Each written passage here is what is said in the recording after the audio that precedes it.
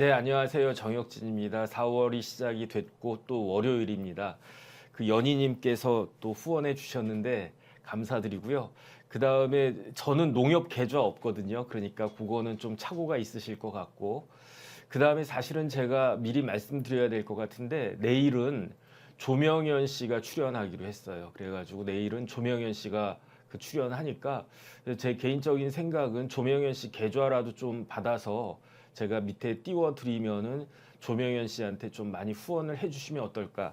아직은 그 조명현 씨하고 이야기한 건 아닌데 조명현 씨가 그냥 그 동의를 갖다가 해주면 그 계좌를 통해서 뭐 십시일반 뭐 어느 정도라도 그렇게 하는 게 좋지 않을까 저는 그런 생각이 드는데 그 다음에 시간이 내일은 10시 반에 시작할 거예요. 왜냐하면 그 뭐야 제가 이제 조명현 씨하고 시간을 날짜를 이렇게 몇 군데를 딱 잡았는데 내일밖에 시간이 안 돼요. 그래가지고 근데 내일은 또 제가 바쁜 날 아닙니까? 그래서 내일은 뭐 어쩔 수 없이 뭐 그 채널 A도 나가야 되고 그래가지고 10시 반에서 11시 반까지 사이에 그렇게 그 1시간 동안 그 조명현 씨가 그 해야 될 그 말씀이 있다고 그래가지고 그래서 이제 그 조명현 씨 모시고 하니까 뭐 오늘은 뭐 그냥 제가 또 주절주절 떠들 테니까 오늘은 그냥 패스하셔도 되는데 저도 궁금하거든요.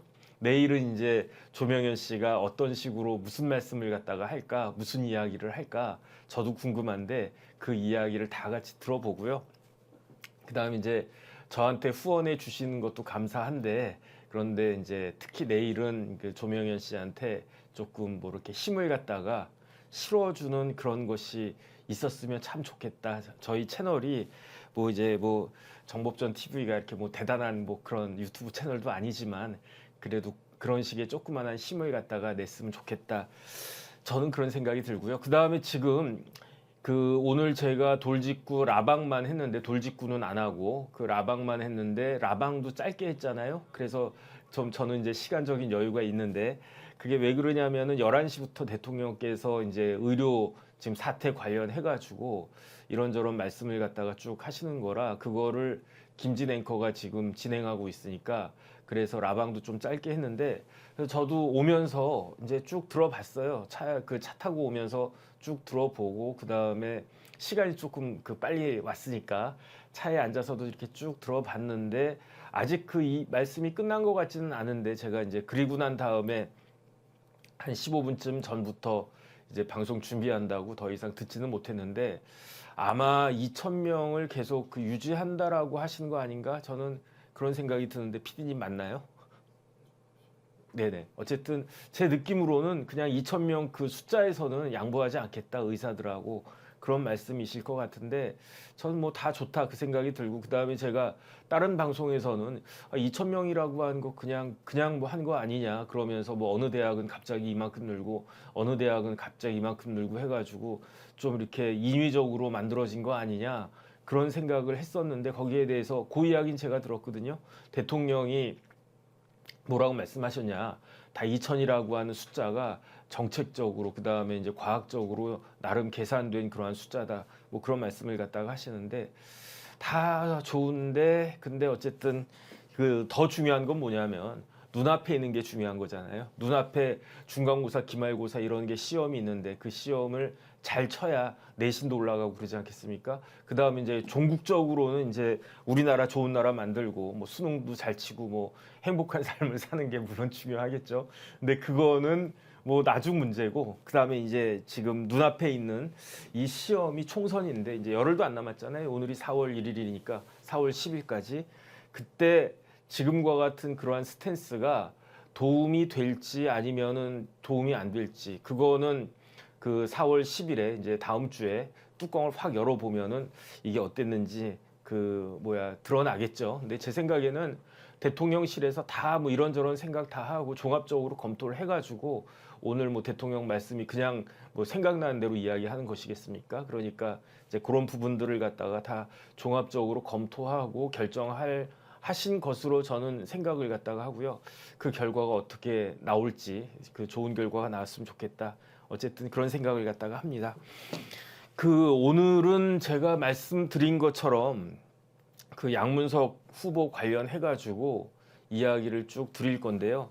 근데 그 제가 딱 봤더니 이게 생각보다 일이 굉장히 커지는구나, 저는 그런 생각이 들어요. 왜냐하면 이게 법적으로도 간단한 문제가 아니거든요. 제가 보면 볼수록. 왜냐하면 첫 단추를 갖다가 잘못 끼웠어요. 그래서 일단 집값이 막 오르고 있었어요. 양문석 후보가 이 잠원동 집을 샀을 때가 언제냐면은 2020년 8월이에요. 2020년 8월이면 지금으로부터 거의 한 4년쯤 전 아니겠습니까? 뭐 한 3년, 뭐 한 7, 8개월 정도 전. 그런데 그때 2020년에 어떤 일들이 벌어졌느냐? 그때 저도 아마 그때 이사했나 제가 잘 기억이 안 나는데, 근데 2020년에요. 집값이 진짜로 무섭게 올랐어요. 무섭게 올랐어요. 그래서 보니까 제가 이제 양문석 후보 집이 잠원동에 있는 아파트인데 137.1제곱미터예요. 이걸 갖다가 평으로 환산하면은 41평인데, 그런데 어떤 그 기사에는 45평이라고 나오고, 그래서 이 집이 그 집이 아닌가? 이 집이 다른 집인가요? 그랬는데 알고 봤더니 137.1제곱미터는 전용 면적. 그 다음에 이제 그러니까 그거는 41평이 맞을 텐데 45평은 뭐 공급 면적, 뭐 그런 분양 면적 이런 거 아니겠습니까? 그러니까 그 집이 맞는 것 같아요. 그래서 제가 그 사이트 들어가가지고, 부동산 사이트 들어가가지고 그때 실거래됐던 그 매매가를 갖다가 쭉 봤더니 2020년 5월 달에는 이 집이 얼마였느냐? 26억 8천만 원이었어요. 그런데 6월 달에 갑자기 얼마가 되느냐? 26억 8천에서 2억 2천이 뛰어가지고 29억이 되는 거예요. 그런 다음에 8월에 이 집을 양문석 후보가 8월에 샀거든요.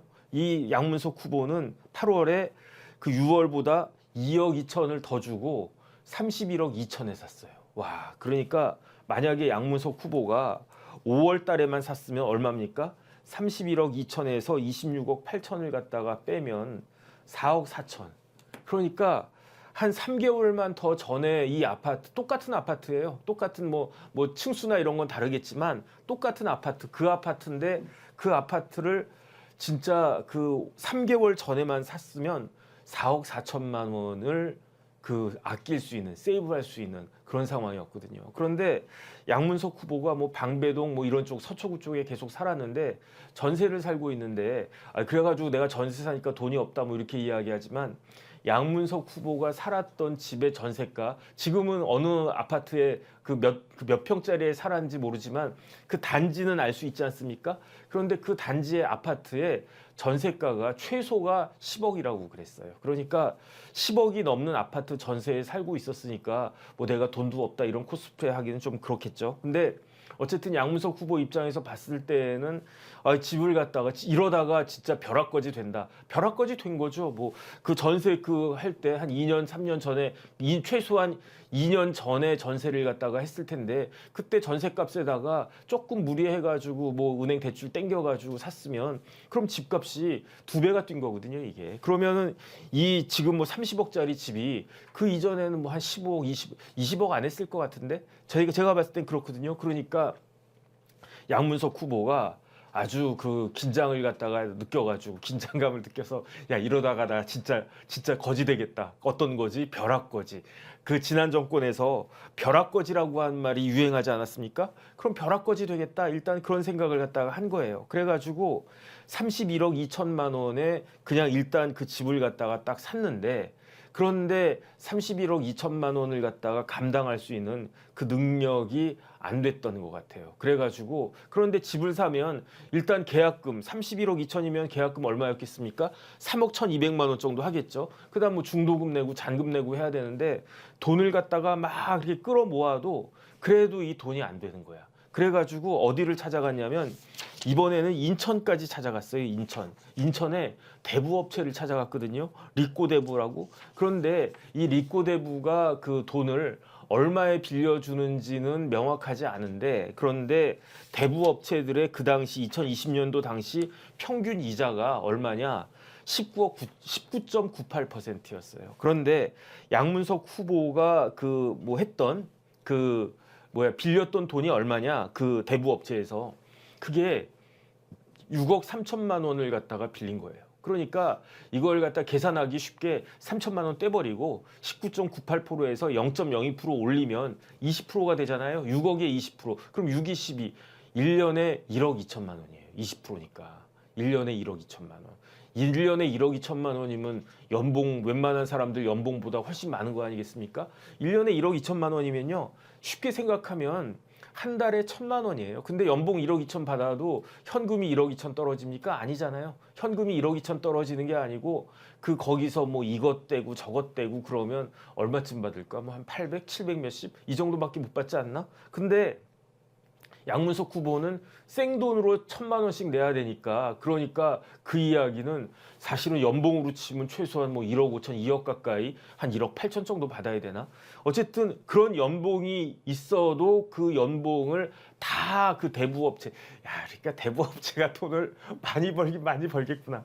어쨌든 그런 생각이 드는 거죠. 근데 제가 듣기로는 이 대부업체에서 돈을 쓴 게 5개월인가 썼다라고 제가 들었거든요. 5개월만 해도 5천만 원이에요. 5천만 원이면 진짜 웬만한 사람 연봉 아니겠습니까? 진짜 눈알이 튀어나올 만하지. 그러니까 제가 봤을 때 양문석 후보는 이렇게 급한 불로 그 대부업체한테 돈을 빌렸지만 돈을 빌린 순간부터 이걸 어떻게 꺼야 되나 그 생각으로 진짜 노심초사하지 않았겠습니까? 그래서 별별 것들을 다 알아봤겠죠. 근데 다 막히니까 어쩔 수 없이 한 게 뭐다? 딸을 이용하는 수밖에 없겠다. 딸이 그런데 어떻게 하면 되는지 이미 양문석 후보는 알았던 거예요. 어떻게 하면 압니까? 사업자 대출을 한 다음에 그 사업자 대출을 갖다가 담보하는 수단으로 집을 갖다가 그 담보로 제공하면 돈이 나온다라고 하는 걸 이미 알았던 것 같아요. 근데 중요한 건 뭐냐면 그 양문석 후보의 딸이 그 대학생이었다라고 했는데 그 다음에 이제 이거 한 다음에 금방 캐나다로 어학연수 가지 않았겠습니까? 양문석 후보 입장에서는 딸이 이뻤겠지. 왜냐하면 야, 한 달에 1,000만 원씩 나가는 이자를 갖다가 네가 그래도 사업자 네 명의 빌려가지고 사업자 대출을 해가지고 그 돈을 갖다가 아꼈으니까 1,000만 원에서 500만 원만 아꼈어도 얼마입니까? 1년이면 6천만 원 아니겠습니까? 더 아꼈겠지. 근데 어쨌든지간에 그런 식으로 그 딸 명의를 갖다가 이용하려고 생각했던 게 실질적으로 대출이 일어난 거는 2021년 4월 7일인데 그 2021년 4월 7일보다 얼마 전에 이 사업자 등록증을 만들었다? 제가 봤을 때 2020년 12월 정도에는 사업자 등록증을 만들었을 거예요. 왜 그걸 갖다 추정할 수가 있느냐? 그 새마을 금고 그 수성 금고라고 양문석 그 후보가 돈을 빌린 데가 수성 금고인데 그 금고에서 뭐라고 이야기했느냐? 딸이 사업자 그 등록증을 가져왔는데 4개월 전 거더라. 그러니까 예컨대 누가 봐도 4월 7일 날 돈을 빌렸거든요. 그러면은 그 2021년 4월 7일 날 돈을 빌렸는데 그러면 대출 담당하는 심사역들이 그 뭐 금고에도 심사역이 있겠지. 은행 같은 데서는 굉장히 꼼꼼하게 보거든요. 그런데 이걸 갖다가 딱 봤는데 사업자 등록증이라고 띡 내민 걸 보니까 뭐 4월 1일자, 4월 2일자 뭐 이런 식이면은 누가 봐도 이거는 돈 땡기려고 사업자 등록증을 급조한 것처럼 보이잖아요. 그러니까 이건 좀 너무 해도 너무하네. 그랬기 때문에 아마 반려했을 가능성이 많은데 그런데 이 양문석 후보의 딸은 이거를 갖다가 언제적 그 사업자 등록증이냐? 4개월 전 거였다는 거죠. 그러니까 저희 4개월 전에 사업자 등록하고 있었으면은 이 친구는 젊은 애지만 어쨌든 뭐 요즘은 또 젊은 사람들이 뭐 벤처도 하고 뭐 벤처는 옛날 얘기고 스타트업도 하고 그 다음에 앱 같은 거 뭐 애플리케이션 같은 거 하나 잘 개발하면 또 뭐 순식간에 뭐 돈 벌기도 하고 그 다음에 블록체인 뭐 이런 기술이 있다 그러면 젊은 친구들이 오히려 더 잘하는 것일 수도 있으니까 수성금고 입장에서는 사업자 등록증 나온 지가 벌써 4개월이나 됐고 그랬으니까 그 다음에 이제 담보는 빵빵하고 그렇지 않습니까? 강남에 대구에서 딱 있는데 강남 잠원동 아파트가 양문석 후보가 31억 2천에 샀거든요. 그런데 그 다음에는 맞다. 양문석 후보가 제가 뭐라고 그랬습니까? 2020년 8월에 31억 2천에 주고 샀어요. 근데 이게 2021년 해가 넘어갔잖아요. 해가 넘어가가지고 2021년 2월이 되니까 돈이 얼마가 되느냐? 35억이 됐어요. 그러니까 2021년 2월에 35억이야.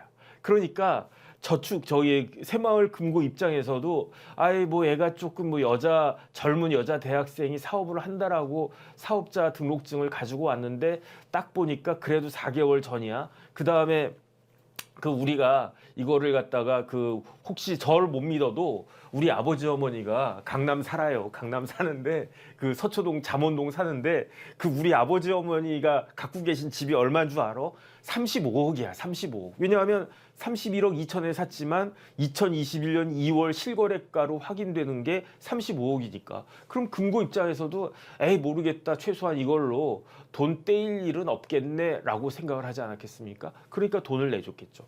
저축은행만 하더라도 이게 안 돼요. 왜냐하면 저축은행이 이런 식으로 편법으로 사업자 대출을 해줬다가 금융감독원에 적발돼가지고 그래서 그 저축은행 은행장, 저축은행 대표부터 우르르르 징계를 갖다가 받고 기관 징계 받고 그런 일들이 있으니까 그러니까 저축은행만 해도 꼼꼼하게 하는데 새마을금고는 예금보험공사가 보증하는 그런 부보금융기관도 아니고요.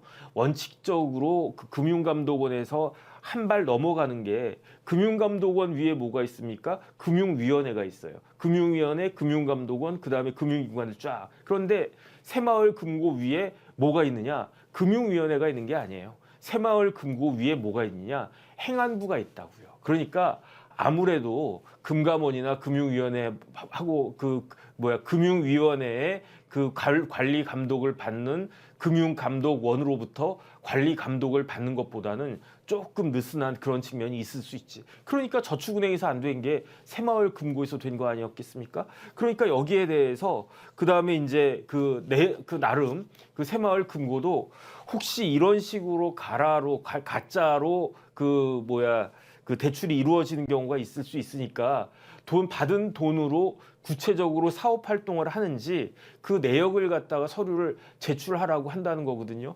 그러니까 그 딸내미가 물품을 5억어치에 관련된 물품 무슨 사업 한다라고 했는지는 모르겠지만 예컨대 무슨 스타트업을 하는데 무슨 애플리케이션을 갖다가 만드는데 예컨대 비트코인이든 그런 걸 갖다가 채굴하는 그런 사업을 한다. 그럼 그 채굴기 같은 거 내가 살려면 컴퓨터도 사야 되고 그러니까 그런 거 샀다라고 하는 가짜 허위 그 서류를 5억 원어치의 물품을 샀다라고 하는 허위 서류를 그 새마을금고에 제출했다는 거 아니겠습니까?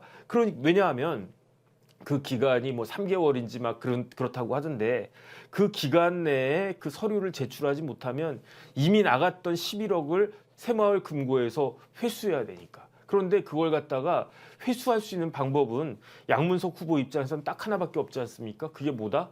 집을 갖다가 파는 거지. 돈이 있었으면 이렇게 빌리지도 않았을 테니까. 그런데 양문석 후보 입장에서는 만약에 그때 그렇게 팔았으면은 그래도 얼마를 갖다가 남겼다? 31억 2천인데 35억이 됐으니까 그 사이에 3억 8천이 뛴 거예요. 3억 8천이. 그러면 이것저것 해도 한 1, 2억 정도는 남겼겠네. 이자 내고 뭐하고 그래도. 근데 보세요. 이게 그 2020년 5월 달에 26억 8천 하던 집이 2021년 2월 달에 35억으로 얼마가 들었다? 8억 2천이 들은 거예요. 8억 2천이. 그러니까 다 눈 돌아가지 않았겠습니까? 그러니까 집값 오른 사람들은 에헴하면서 기분 좋아하고 그 다음에 그걸 갖다가 옆에서 보다가 못한 나도 집 살 수 있었는데 나도 전세값에 조금만 보태면 되는데 생각해 보세요. 전세가 5억인데 집값이 7억이라고 쳐봐요. 그러면 2억을 빌려야 되잖아요. 그러면 2억을 빌리면 2억을 1금융권에서 빌린다고 해도 5%만 돼도 그 2억이 얼마입니까? 그래도 이게 1,000만 원이에요. 지금 양문석 후보가 11억 그다음에 이자가 20% 한 달에 1,000만 원 그러니까 이 1,000만 원이라고 하는 돈이 우습게 보이지만 생각을 해보세요. 연봉이 5천이라고 그러면 한 달에 400이 아니겠습니까? 그러면 400에서 이것저것 뛰면 한 350 얼마 이렇게 받는 거 아니겠습니까? 그런데 한 달에 이자로 1년에 1,200이라고 치면 한 달에 100만 원이잖아요. 그러면 350만 원 받는 사람이 100만 원을 이자로 내면 250만 원밖에 못 받아요. 그러니까 되게 그 패턴이 이렇더라고요. 그러니까 이제 와이프가 집사람이 와이프가 여보 지금 우리 저기 집을 갖다가 사자. 그러면서 전세로 이렇게 막 여기저기 여기 갔다 저기 갔다 이렇게 이사 가느니 우리도 집 한 채 사자. 그러면 남편이 뭐라고 그럽니까? 그래 집 한 채 사자. 근데 야 그 집값이 얼마야? 아 지금 또 올랐대. 7억이래. 그런데 우리 전세값 얼마야? 5억이야. 그러면 우리가 갖고 있는 돈 다 빠득빠득 모아도 5억밖에 안 돼. 그럼 2억 어떻게 할까? 그럼 2억을 빌리자. 하는 수 없다. 빌리자. 그래 빌려볼까라고 생각을 딱 했다가 이자가 하루에 100만 원. 1000만 원 아니고 하루에 100만 원. 그런데 내가 한 달에 한 3, 400 받는데 거기서 400만 원을 받아도요. 네트로 내 주머니에 꽂히는 돈이 400만 원이라고 하면 그게 연봉이 5천이 훅 넘어간 그 금액 아니겠습니까? 그렇게 400만 원 받아도 100만 원을 이자로 내면 내 가처분 소득이 400에서 300으로 주는 거 아니겠습니까? 25%가 날아가는 거예요. 그러니까 저 같은 사람들은 소심해가지고 아유 그거 안 되겠다. 그렇게 하지 않았겠습니까? 그런데 그 7억짜리 집이 어떻게 된다? 10억이 돼요. 그 7억짜리 집 얼마가 된다? 뭐 12억도 돼요. 그런데 전세값은 가만히 있습니까? 5억짜리 전세가 어떻게 됩니까? 지난 정권에서 있었던 일이에요. 7억, 8억 이렇게 되는 거예요. 그러면 와이프가 어떻게 되겠습니까? 도끼 눈 딱 하고 웃을 일은 아닌데 도끼 눈을 하고 그것 봐 당신 내가 그때 이렇게 저기 조금 그 해가지고 그렇게 해서 집 사자고 했으면 그 7억짜리 지금 10억 됐잖아. 그럼 우리 재산 2억은 대출이니까 5억에서 8억 됐으면 그 60% 누른 거 아니야. 그 다음에 우리 이사 가고 막 이사 비용 들고 뭐 복비 들고 그런 거 필요도 없잖아. 근데 지금 어떻게 됐어? 당신 말대로 했다가 지금 그 어차피 2억 대출 받아야 되잖아. 전세 대출 5억밖에 없으니까. 그런 식으로 막 이렇게 부부싸움이 일어나지 않았겠습니까? 그러니까 거기에 대해서 어떻게 되느냐? 부부싸움 할 때, 아, 여보, 왜 그때 내 말을 안 들으셨어요? 그러면 남편이, 아이, 그래, 내가 당신 말 안 들은 거 정말 후회가 되네. 이렇게 하겠습니까? 거기에다가 뭐 쌍스러운 말 들어가고 눈에 막 목소리 높아지고, 아, 네가 뭐 어쩌고저쩌고. 그러면서 뭐 부부싸움도 일어나고 지난 정권에서 그랬던 거 아니겠습니까? 그런데 양문석 후보는 이런 것들을 사전에 미리 다 그 예측을 갖다가 하고 그냥 몰빵을 한 거. 야, 이건 참 쉽지 않은 결단이었을 거예요. 그 인생에 그 국회의원 출마한 것 못지않은 결단이었을 거야. 아, 저 같으면 덜덜덜 떨려가지고 차라리 안 살고 말지. 그 다음에 집값이 오를 것 같아. 그러면 굳이 잠원동에 살 필요 있습니까? 굳이 45평짜리 살 거 있습니까? 굳이 그 딸내미가 딸 하나밖에 없는 걸로 나오더라고요. 저 정확하진 않은데 제가 이제 양문석 후보 검색을 해봤더니 와이프랑 딸하고 이렇게 세 가족이 사는데 무슨 이렇게 45평짜리 큰 집에서 살지?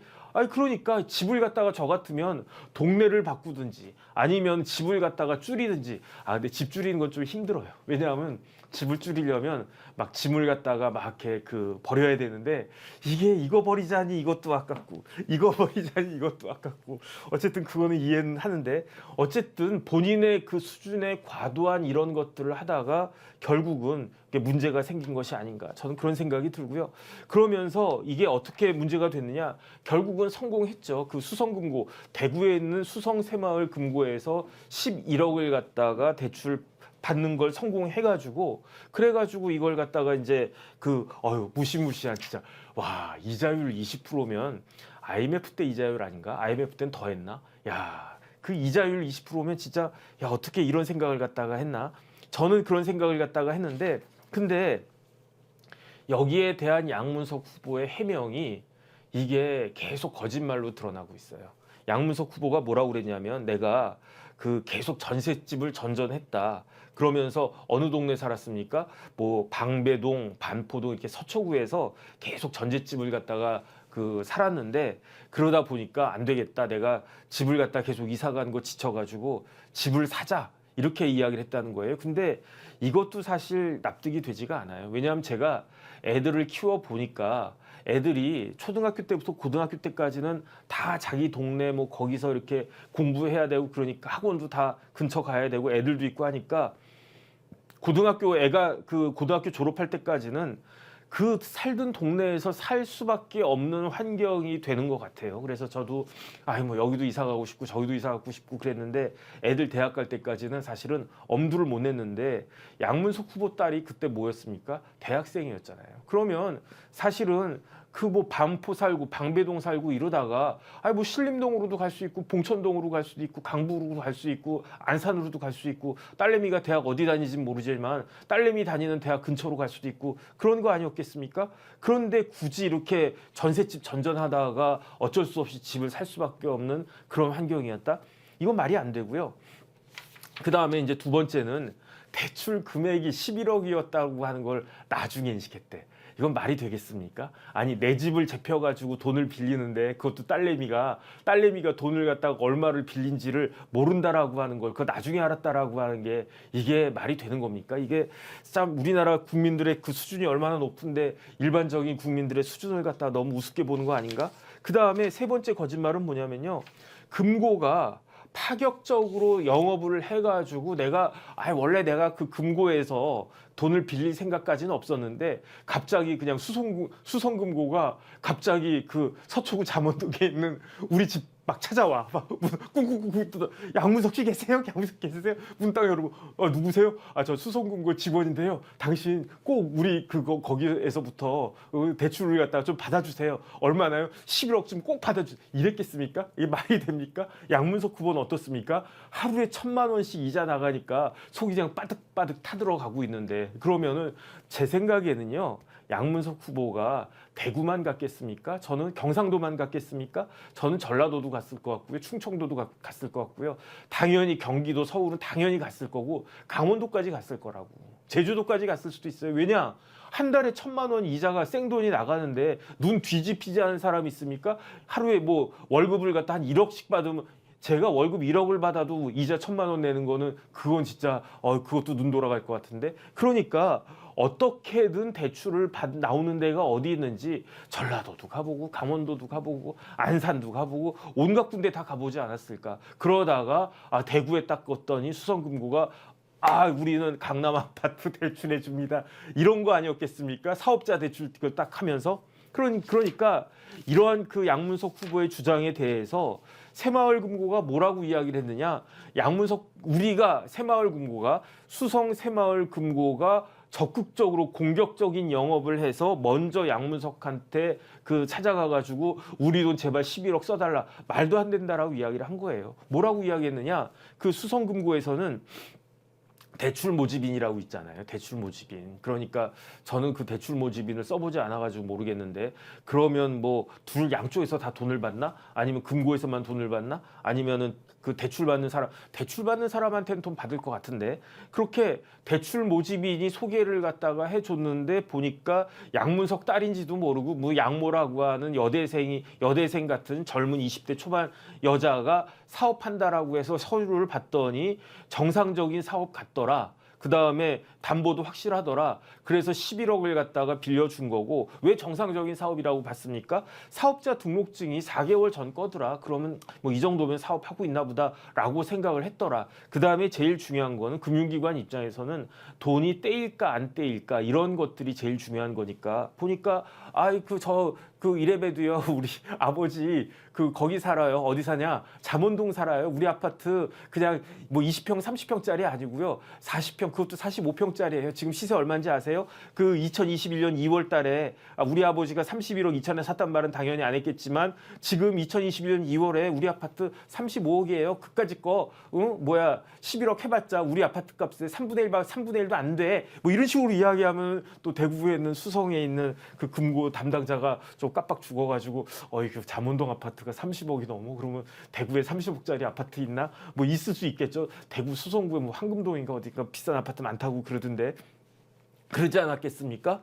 그러니까 대출이 딱 나간 거고 그 다음에 이제 그 담당자 입장에서는 정말로 이 아가씨가 아가씨라고 해야 되나 어쨌든 이 대표가 이 사장님이 사업을 제대로 하고 있나 안 하고 있나 서류 좀 주세요 그러니까 쪼로록 해가지고 물품 구입한 서류 뭐 영수증이나 뭐 견적서나 이런 거겠죠. 도장 꽉 찍혀 있는 거 그거 딱 주길래 그래 뭐 이 정도면 서류 갖추어졌다. 그러다가 이자가 뭐 한 달에 한 400인지 500인지 뭐 얼마인지 그 이자 꼬박꼬박 들어오고 해가지고 수성금고 입장에서는요 까맣게 잊고 있었을 거예요. 그 다음에 이제 뭐 만기 되면은 돈 갚겠지 뭐 안 갚으면 우리가 근저당권 실행해가지고 뭐 가져온 퍼오면 되니까라고 아무런 생각도 안 하고 있을 텐데 지금 양문석 후보가 국회의원으로 이제 등록하면서 후보로 등록하면서 재산 신고하면서 이게 막 그러면서 지금 제가 봤을 때 수성금고 입장에서도 지금 난리가 나지 않았을까 저는 그런 생각이 들어요. 근데 많은 분들이 헷갈릴 수가 있는 게 사기라고 하는 게 다른 사람들 돈을 갖다가 떼먹는 게 사기 아니냐 이렇게 생각하지 않겠습니까? 맞아요. 사기라고 하는 게 사람 그 기망해가지고 고상한 말로 그 어리버리한 피해자를 기망해가지고 그 돈을 갖다가 떼먹는 게 그게 사기다. 이게 일반적인 내용인데 그런데 판례는 그거보다 조금 더 엄격하게 보고 있어요. 제가 이걸 갖다가 금융기관 관련된 대출 사기 관련된 판례를 이렇게 쭈르륵 찾아봤더니 금방 나오더라고요. 어떻게 나오냐면 우리나라 대법원에선 이건 1심도 아니고 2심도 아니고 대법원에서 뭐라고 이야기했냐면 금융기관을 기망해서 대출을 받으면 그러면 사기죄가 성립이 된다는 거예요. 근데 예를 들어서 양문석 후보가 뭐라고 얘기했습니까? 나 때문에 수성금고가 피해본 거 있습니까? 없습니다. 나 때문에 수성금고가 피해봤다라고 하는 거는 둘 중에 하나인데 첫 번째 이자를 제대로 못 내가지고 이자를 떼었다. 두 번째 더 중요한 거는 원금을 못 갚아가지고 원금도 떼었다. 이렇게 되는데 여태까지 내가 이자 꼬박꼬박하게 다 냈다. 그 다음에 원금 내가 갚을 거다. 진짜 집을 팔아서라도 갚을 거다. 이런 식으로 지금 막 화가 나가지고 열변을 토하던데 그거는 본인 생각이고요. 판례는 그렇지가 않아요. 판례는 뭐라고 그러냐면 이 돈을 빌릴 때 금융기관을 기망해서 돈을 빌릴 때 내가 그 돈을 갚을 생각이 있다. 그 다음에 그 돈을 갚을 능력도 있다. 그 다음에 담보도 충분하다. 그렇다고 해도 사기죄가 성립이 된다는 거예요. 그 다음에 그 지금 양문석 후보의 그 주장하는 가장 핵심이 그 수성금고에 피해가 있느냐? 아니다. 뭐 저도 피해가 없다라고 생각을 해요. 그런데 판례는 뭐라고 되어 있냐면 피해자의 금융기관에게 재산상 손해가 발생하지 않았다고 해도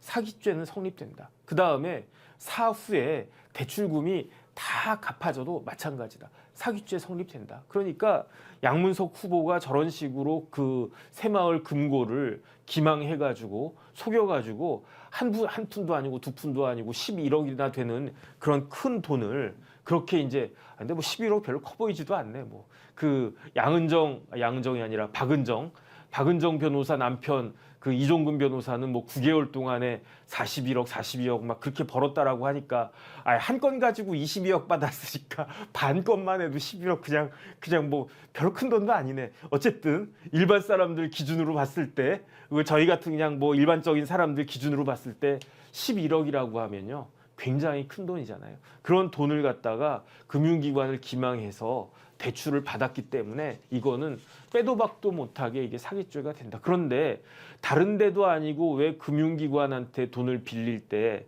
이런 식으로 판례가 더 엄격하게 해석을 할까요? 제가 봤을 때 금융기관은 이재명 대표가 좋아하는 시스템이잖아요. 근데 그 시스템이 정확해야 돼요. 그러니까 돈을 빌릴 때 일정한 기준이 있어야 되고 규정이 있어야 되고 그 규정에 맞게 돈이 나가야지 돈이라고 하는 거 영물이지 않습니까? 그러니까 돈을 함부로 그렇게 막 빌려주고 그 함부로 또 돈을 빌리고 그러면 진짜 돈이 영물 맞네.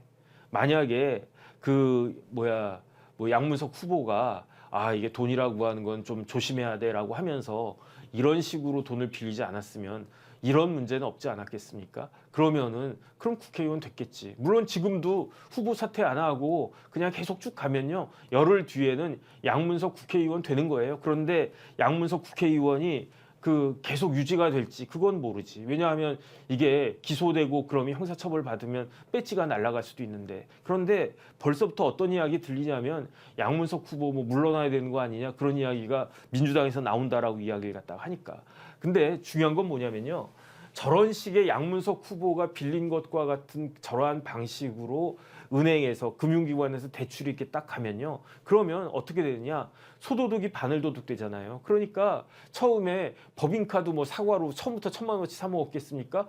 법인카드로 사과 뭐 만 원, 뭐 만 원, 2만 원, 뭐 5만 원어치 사 먹다가 이거 괜찮네. 사과 맛있네. 그러면 그 돈이 1,000만 원도 되고 1억이 되는 거 아니겠습니까? 금융기관도 마찬가지예요. 이런 식으로 이렇게 해가지고 대출이자 짭짤하네. 이렇게 했다가 그러다가 조금 더 나가면 어떻게 됩니까? 담보 체크 제대로 안 하고 조금 더 나가면 어떻게 합니까?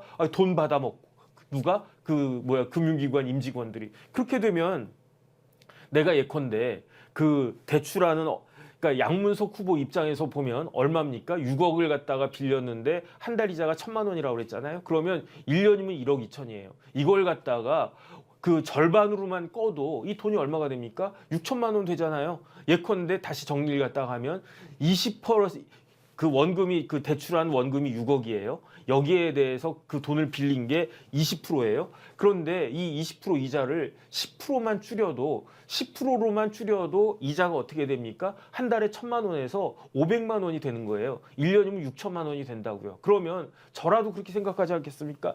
야, 이거를 10%만 낮춰줄 수 있으면 그거 해준 사람한테 내가 있는 경제적 이익의 반띵을 갖다가 주겠다. 그러면 그 금융기관 그 임직원들한테 그 담당자한테 대출 담당자한테 3천만 원 줄 테니까 나 10% 이거 해줘. 이런 말이 나오겠습니까? 안 나오겠습니까? 그런데 그런 식으로 대출을 갖다가 해주면 그 대출이 부실이 되겠습니까? 안 되겠습니까? 이게 쌓이고 해가지고 우리나라한테 터진 게 뭐냐? 그게 IMF거든요.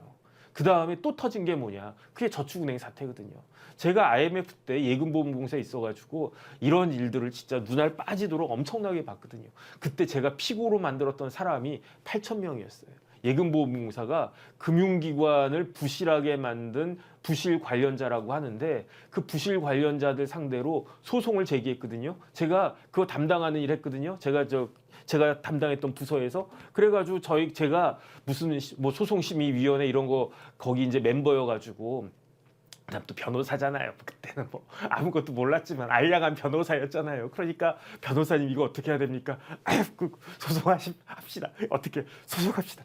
이렇게 해가지고 제가 예금보험공사 퇴사할 때 저로 인해 가지고 만들어졌던 피고가 8,000명이었대요. 왜냐하면 제가 몰랐는데 제가 나갈 때 퇴임할 때 예금보험공사 직원이 변호사님이 저기 그 피고 8,000명 만들고 나가셨어요. 나가시는 거예요. 그러더라고요. 뭐 어쨌든 뭐 미안하긴 한데 근데 그때 우리나라 망할 뻔했으니까 별로 미안하진 않아요. 근데 이런 식으로 이렇게 되면 뭐가 터지겠습니까? 새마을금고가 이런 식으로 그 대출을 했다라고 하면 양문석 케이스 같은 케이스로 대출을 했다라고 하면 양문석 케이스는 실질적인 금전적 경제적 손해는 없었다고 할지라도 이런 식의 그 업무 양태가 그 대출 양태가 쌓이면 반드시 이거 터질 수밖에 없어요. 제가 봤을 땐 그렇거든요. 그게 피해라는 거예요. 그게. 그런데 이걸 갖다가 내가 무슨 피해를 갖다가 했냐. 죄송하다 진짜 내가 그 계약금 뜯길까 봐 그래서 내가 어쩔 수 없이 이렇게 했다. 이렇게 그냥 싹싹싹 빌어도 사실 그런데 어쨌든 정리를 갖다가 해보면요. 첫 번째 대법원 판례에 의할 때 양문석 후보가 취한 저러한 행동은 제가 봤을 때에는 대법원 판례에 의할 때 사기죄가 성립할 것이다. 그 다음에 두 번째는 또 뭐가 제가 걸리냐면 이거는 업무방해거든요. 왜 업무방해냐? 그 새마을금고가 대출하는 영업을 하지 않겠습니까? 대출하는 업무, 대출 업무가 중요하지 않습니까? 그런데 새마을금고의 대출 업무를 위계를 통해 가지고 이렇게 속여 가지고 방해한 거 아니겠습니까? 새마을금고가 뭐라고 이야기했냐? 만약에 이게 비정상적인 사업이었다라고 하면 이게 그러니까 정상적인 목적의 사업 대출이 아니고 누가 봐도 이거는 그 담보 대출, 그 뭐 주택 구입용 담보 대출이었다라고 하는 걸 알았으면 그 새마을금고 입장에서는 그 돈 안 줬을 거란 얘기잖아요. 그렇게 따지니까 이거는 업무방해도 되는 것이 아닌가. 그 다음에 나중에 이제 5억 원어치 물품을 구입한 서류를 제출했다라고 하는데 그 서류를 이거는 모르겠어요. 이거는 만약에 그 사문서 위조라고 하는 게 그 문서를 작성할 권한이 있는 사람이 예컨대 제가 그래 뭐 까짓거 뭐 그거 뭐 5억짜리 뭐 나한테 뭐 그 샀다라고 하지 뭐 이런 식으로 해가지고 만약에 정상적으로 했다라고 하면은 그럼 또 이제 그 사람도 그 문제가 되겠죠. 그 사람은 뭐가 문제가 되겠습니까? 그 사람은 사기는 아니고 그 업무방해죄 이런 거에 공범 같은 게 될 수 있는데 그런데 그렇게 했겠습니까? 이걸 갖다가 이 컵을 갖다가 파는 사람한테 이거 나 이 컵 안 샀는데 산 걸로 해주세요 그러면 어떤 사람이 해주겠습니까? 그것도 5억어치나? 그러면 결국은 이거는 정확하지 않지만 이러한 서류도 가짜로 만든 거 아닌가? 가짜로 만든 거 아닌가? 가짜로 만들었으면 그러면 이게 뭐가 되느냐? 이게 사문서 위조가 될 수 있단 말이에요. 그건 이제 그 이제 그 나오겠죠. 그 다음에 또 중요한 게 뭐냐면은 공직선거법 위반죄가 돼요. 그거 좀 그 규정 좀 띄워놔 주세요.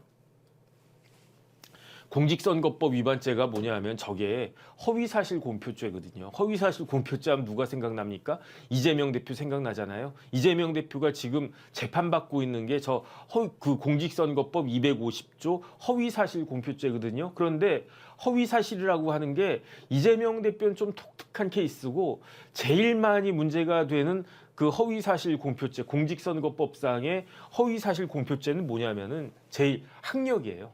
그러니까 내가 뭐 하버드 안 나왔는데 하버드 나왔다. 근데 뭐 하버드에 무슨 경제학과를 안 나왔는데 하버드 경제학과 나왔다. 이런 식으로 그다음에 내가 서울대 안 나왔는데 서울대 나왔다. 이런 식으로 하는 게 그게 이제 공직선거법 위반죄 중에 그 허위사실 공표죄인데 그런데 뭐가 들어 있습니까? 저 250조는 축약을 갖다가 한 건데 당선될 목적으로 재산 등에 관해서 허위 사실을 말하면 이것도 뭐냐면은 그 공직선거법 위반죄 돼가지고 100만 원 이상이 되면 어떻게 됩니까? 그럼 배지가 날아가는 거예요. 그런데 재산이라고 하면 결국은 집값을 속였다는 이야기인데 그 집값을 어떻게 속였을까요? 그러면 집값이라고 하는 게 왔다 갔다 하는 거 아니겠습니까? 오늘은 지금 양문석 후보 집만 해도 2020년 5월 달에는 26억 8천만 원밖에 안 했어요. 그런데 지금은 한 40억 간다면서. 그다음에 양문석 후보가 이 집을 얼마에 샀습니까? 31억 2천에 샀어요. 근데 돈 빌릴 때는 얼마였다? 35억에 있다. 그러니까 도대체 어떤 금액을 기준으로 해가지고 재산을 가치를 산정할 것이냐. 그게 문제가 되지 않겠습니까? 그런데 여기 먼저 이것부터 볼게요. 양문석 후보가 신고한 그 집값은 21억 5,600만 원 신고를 했어요. 근데 이 21억 5,600만 원의 근거가 뭐냐? 2023년 1월에 양문석 후보 아파트의 공시 가격이에요. 그게 21억 5,600만 원이에요. 근데 2020년 8월에 그때 8월 10일인가? 8월에 그 샀을 때 실거래가는 얼마냐? 31억 2천만 원이에요. 그러면 그 어떤 금액을 기준으로 해야 되겠습니까? 2023년이니까 2023년이 더 새 거네? 그러면 2023년 걸로 신고하면 되네? 라고 하면서 21억 5,600만 원을 신고했겠습니까? 2020년, 그럴 수도 있지. 왜냐하면 30억 하던 집이 20억으로 뚝 떨어졌다. 그러니까 나는 지금 재산이 그만큼 줄었다. 이렇게 이야기할 수도 있는데, 그런데 그거 좀 띄워봐 주세요. 그 공직자윤리법. 그렇죠. 공직자윤리법 시행 규칙에 따라 가지고 재산을 신고해야 되는 거거든요.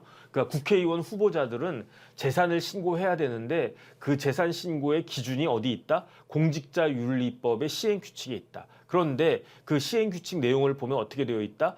주택은 가액란에 그 공시지가와 실거래 가격 중에 높은 금액을 적는다 이렇게 돼 있어요. 그런데 이거는 공시지가는 21억 5,600만 원 맞아요. 그 원래 작년 기준이니까 제가 국회의원 그 재산 등록 기준 시점이 2023년 12월 31일이라고 얘기했잖아요. 그러니까 2024년도 공시가격으로 한 게 아니니까 작년 공시가격 한 건 맞아요. 그게 얼마다? 21억 5,600만 원이다. 그런데 실거래가는 얼마였다? 그거보다 10억이 높았던 거 아니겠습니까? 그런데 공직자윤리법 시행규칙은 어떻게 되어 있다? 그게 둘 중에 공시가격이 더 높은 경우도 혹시 있을 수 있으니까 둘 중에 더 높은 금액을 갖다가 적어라. 그게 실질적인 상황을 정확히 반영한 것이다. 그게 규정 아니겠습니까? 그런데 제가 봤을 때는요. 31억도 아니에요. 왜냐하면 그 아파트 지금 실거래가를 갖다가 충분히 추측할 수 있지 않습니까?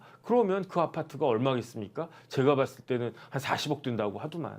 그래가지고 제가 이상하다라고 생각한 게 있었어요. 왜냐하면 양문석 후보가 잠원동에 45평짜리 아파트인데 그 아파트가 21억밖에 안 한대. 신고한 내용이 21억이래. 그래서 저는 당연히 실거래가인 줄 알았어요.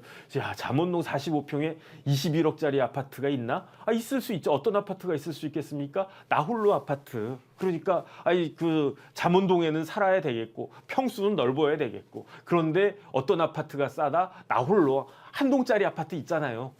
그런 거는 좀 그 시세가 싸더라고요.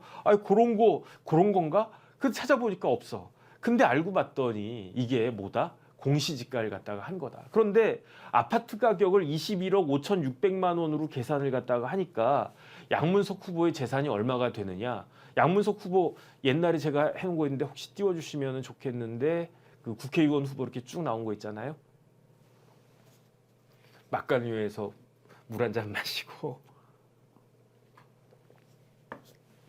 양문석 후보가 자기 재산으로 이야기한 게 얼마냐면 833,378이었어요. 다시 말해서 8억 3,300만 원이다. 내 재산이 8억 3,300만 원밖에 없다라고 그 신고를 한 거예요. 근데 저는 이상하다라고 생각했던 게 뭐 11억 대출 이제 드러났고 뭐 그랬으니까. 근데 그래도 그렇지 잠원동에 45평짜리 아파트를 갖고 있는데 그 11억 말고 부채가 얼마나 많길래 그 잠원동 아파트 그 30억에서 11억 빼면 20억 남아야 되지 않습니까? 근데 8억밖에 안 남나? 라고 했는데 결국은 뭐다? 이게 금액을 그 재산 신고 금액을 자기 재산 그 금액을 축소한 거란 이야기잖아요.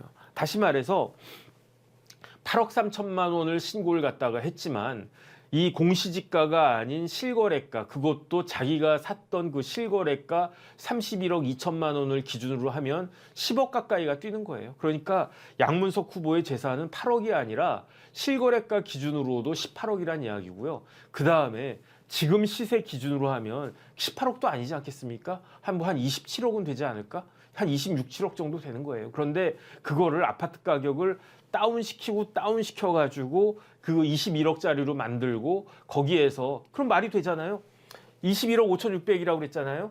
근데 여기서 딸내미가 했던 그 부채가 11억인데 원래 11억 하면은 저도 이제 아파트 담보대출 쓰고 있는데 원리금 균등 상환이란 말이에요. 그러면 한 달에 뭐 얼마라도 원금이 까지는데 이거는 사업자 대출이기 때문에 원금 일시 상환이거든요. 한 번에 그냥 한 큐에 그냥 다 그냥 갚는 그런 시스템이란 말이에요. 그러니까 11억이 그냥 남아 있는 거야. 그러면은 21억 5,600에서 11억을 빼면 얼마 남습니까? 10억 5,600. 여기에다가 경남지사도 나가고 뭐 재보궐선거에다가 뭐 국회의원 선거 2번 하고 뭐 이것저것 뭐 차도 샀을 수 있고 거기서 한 2억 정도 썼다. 그럼 8억 한 5천 정도 남는 거 아니겠습니까? 그럼 그게 이제 양문석 후보의 재산이 되는 거지. 근데 집값이 21억 5,600이 아니고 그거보다 최소한 10억, 많게는 19억까지 더 있는 거니까 그러니까 8억에다가 10억에서 한 19억 정도까지는 더한 것이 양문석 후보의 공식적인 실질적인 공식적인 건 아니고 실질적인 재산이 되지 않을까? 저는 그런 생각이 드는 거예요. 그래가지고 어쨌든 양문석 후보가 이거는 허위사실 공표죄도 되기 때문에 공직선거법상에 그러니까 그렇게 되면 어떻게 되겠습니까? 그러면은 이제 국회의원 배지를 달아도 공직선거법 위반죄는요 벌금 100만 원만 넘어가면은 어떻게 된다? 배지가 떨어지잖아요. 그러니까 이재명 대표도 뭐 그게 이제 문제가 되는 거고 그러니까 100만 원이냐 아니냐가 중요하다는 이야기가 지금까지 나온 거 아니겠습니까? 그런데 근데 양문석 후보가 이야기한 것 중에 스스로 앞뒤가 안 되게 모순된 말을 갖다가 했어요. 무슨 모순된 말을 했냐면은 11억이 들어오지 않았겠습니까? 금고에서. 그런데 5억으로 물품을 샀다라고 했는데 그게 거짓말이라고 한 게 드러난 게 이 11억을 받은 다음에 6억 3천만 원은 대부업체 하루라도 빨리 꺼야죠. 하루라도. 야, 그 20%라니까 20%. 그러면은 한 달에 1,000만 원이면 얼마입니까? 30일에 1,000만 원이면 하루에 30만 원이란 얘기잖아.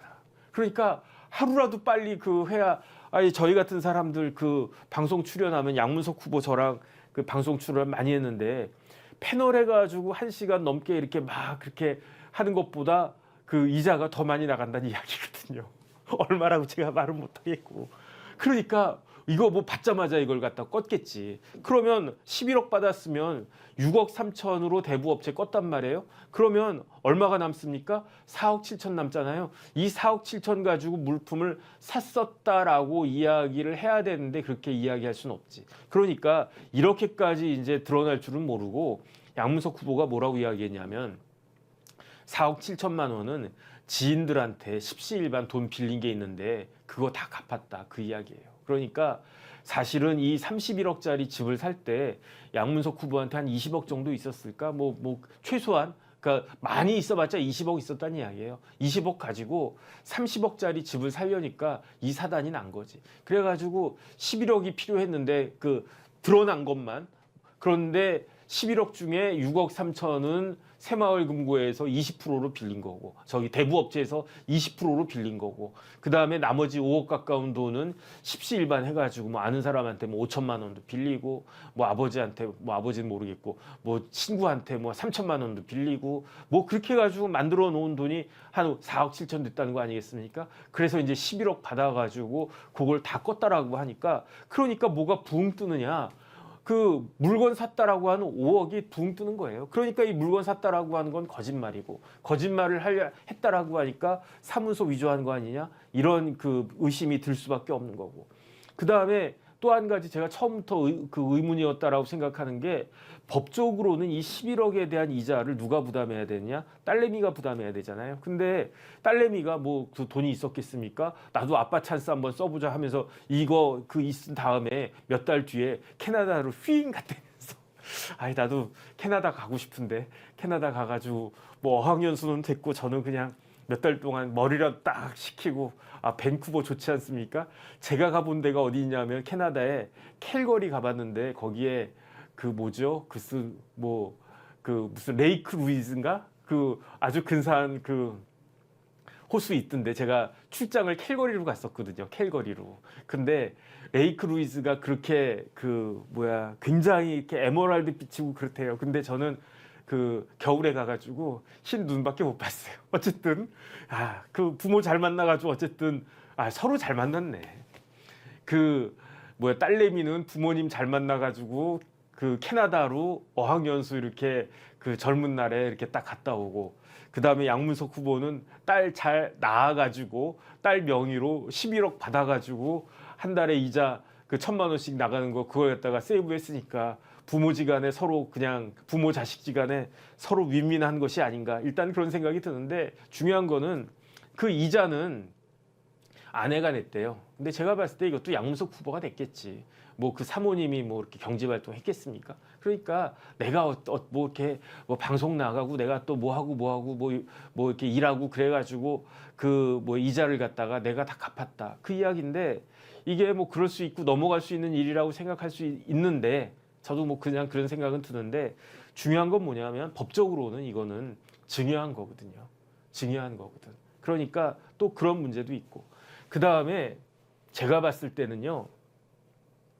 양문석 후보가 그 위반한 제일 큰 죄는 법은 어떤 법이냐면 국민정서법을 위반한 거예요. 그러니까 그냥 입으로는 막 이렇게 막 떠들어도 그래도 그 결국은 그거 한 거 아니냐. 그 자기 실속 차린 거 아니냐. 그러니까 내가 통영에서 태어나서 안산에서 출마해도 나는 잠원동 살아야 되는 거 아니냐. 그러면 딸내미가 학교 어디 나왔겠습니까? 방배동, 그 다음에 뭐 반포동, 뭐 이런 데에서 살았다라고 하니까 반포 이런 데서 살았다라고 하니까 다 제가 이제 경문고등학교 나오지 않았습니까? 제가 중학교 반포중학교 나왔거든요.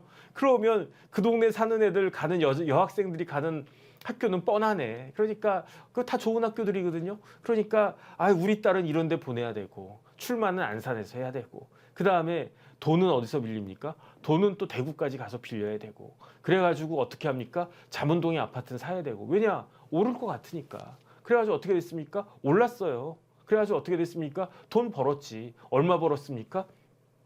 9억 벌었지. 9억. 40억이라고 하면 31억 2천 하면요. 뭐 8억 8천 번 거 아니겠습니까? 지금 뭐 그 집 내놓으면 얼마인지 모르겠지만 40억 정도 하면은 8억 8천 정도 될 것 같고 그러면 거기서 뭐 이자 내고 뭐 하고 아무리 그래도 한 4, 5억은 벌지 않았나? 저는 그런 생각 드는데요. 그러면서 무슨 민생을 운운하고 그럽니까? 저는 그 뭐 양문석 후보하고 지난번에도 말씀을 드렸지만 개인적인 인연이 전혀 없는 게 아니기 때문에 조금 뭐 이런 말씀 드리기가 죄송하지만 그래도 이건 아닌 거 아닌가? 저는 그런 생각이 들고요. 이건 완전히 국민 정서법이 위반되는 것이 아니냐.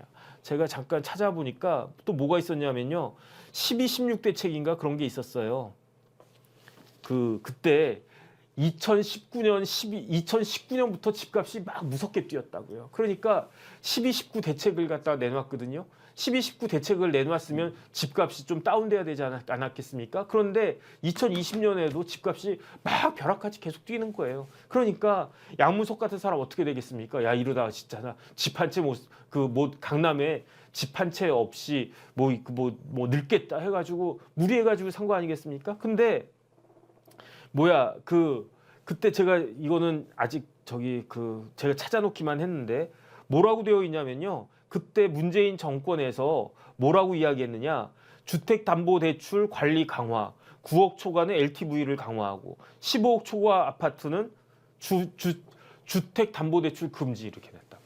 그러면 양문석 후보 민주당인가요? 지금 뭐 국민의힘인가요? 민주당이잖아요. 그러면 문재인 정권 때 그때 그 주택담보대출 15억 넘는 거는 안 된다며. 근데 이 아파트는 15억입니까? 15 곱하기 2 해봤자 30억밖에 안 되는데 15억에 2배가 넘는 아파트를 갖다가 사면서 실질적인 주택담보대출을 갖다가 받은 거 아니냐. 아 그래서 문재인 대통령 싫어하나 보다. 그래서 수박들을 싫어하나 보다.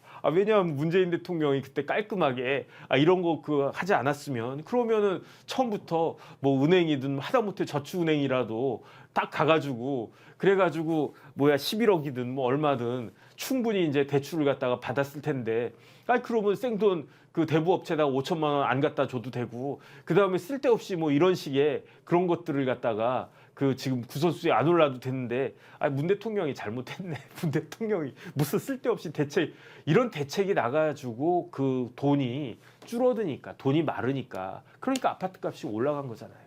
경제는 심리라고 그러지 않습니까? 그러니까 경제는 심리인데 제가 봐도 이 안에 커피가 있는데 이 커피 한 100원이다 이럴 거 끼케 한 100원 아니겠습니까?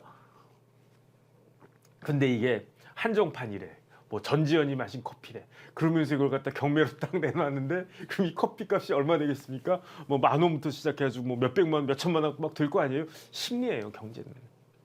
아파트 값이 올라갈 것 같으니까. 근데 돈은 줄인다라고 하니까. 그 시그널은 어떤 시그널이라 그럼 집 사라 이런 시그널 아니었는가. 그 시그널을 갖다가 잘 읽은 사람이 누구다? 양문석이다. 그 다음에 거기에다가 더 문제가 된 건 뭐냐면은 양문석 후보가 자기 집 사기 전후로 해가지고 이런 식으로 집 사기 전후로 해가지고 대출 더 강하게 규제를 해야 된다. 그래야지 집값 잡힌다. 그딴 이야기 했다면서요. 그러니까 앞뒤가 다른 거 아닌가. 이런 것들이 우리나라 국민 정서에 과연 부합하는 건가? 그 다음에 이거는 범죄라고 제가 말씀드렸잖아요. 이거는 사기죄에 해당될 거라고 저는 생각하거든요. 그러니까 누가 나보고 사기죄라고 그래요. 내가 누구한테 손해를 끼쳤어. 그러면서 나보고 사기죄라고 하는 사람 가만히 안 놔둘 거야. 고발할 거야. 그러니까 제가 은매 무서워 해가지고 이런 말을 해야 되나 말아야 되나 쫄았는데 근데 제 앞에 누가 먼저 그런 이야기를 했습니까? 한동훈 비대위원장이 얘기했잖아요. 나부터 고발해라 나부터. 왜? 내가 검사 출신이다. 내가 검사장까지 했죠. 검사장까지 하고 법무부 장관까지 했는데 그러면 당연히 저보다 법을 더 많이 알겠지. 형사법은 저보다 더 전문가겠지. 그다음 제가 판례도 찾아봤는데 판례도 있고. 그러니까 제가 봤을 때 이거는 문제가 될 거예요. 그 다음에 이게 기소가 안 되겠습니까? 기소가 되겠지. 왜냐? 지금 한동훈 비대위원장이 그렇게 이야기를 갖다가 했고. 근데 제가 봐도 그렇고. 그 다음에 이게 굉장히 좋지가 않은, 죄질이 이렇게 좋지가 않은 그런 상황이니까.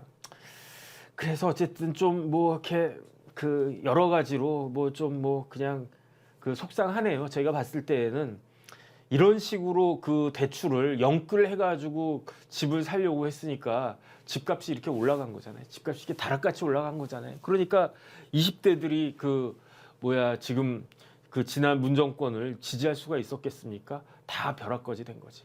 그 다음에 벼락거지는 차라리 나아요. 뭐가 더 안 좋으냐?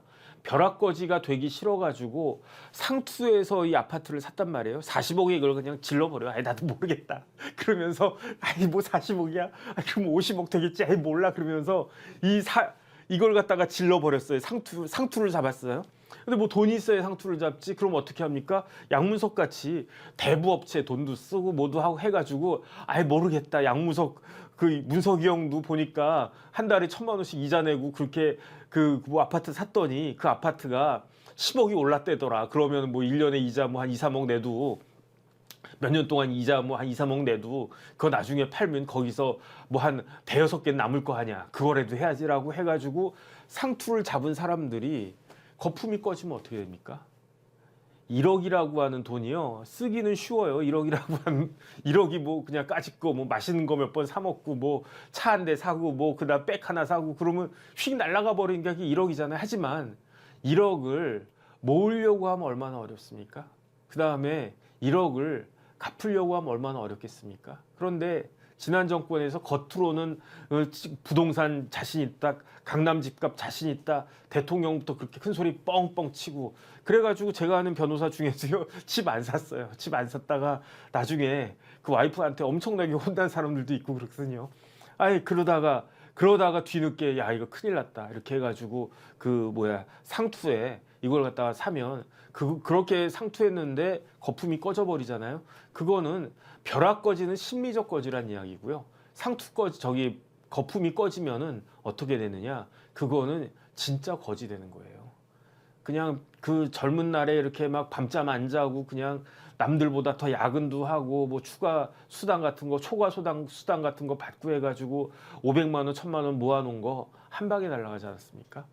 그 다음에 이제 이거 집이라도 사야 되는데 근데 뭘 해야 되나 뭐 가상화폐 해야 되나 다행인지 불행인지 어쨌든 비트코인 가격이 다시 올라가지고 뭐 그나마 낫기는 한데 한때는 비트코인 가격이 확 떨어졌었잖아요. 근데 이런 거라도 사야지 그 일확천금이라도 해야지 내가 집이라도 한 칸 살겠다 했던 그런 젊은이들이 지금 비트코인 가격 올랐다고 해도 비트코인 가지고 있다가 그 비트코인 아직까지도 갖고 있는 사람 몇 명이나 되겠습니까?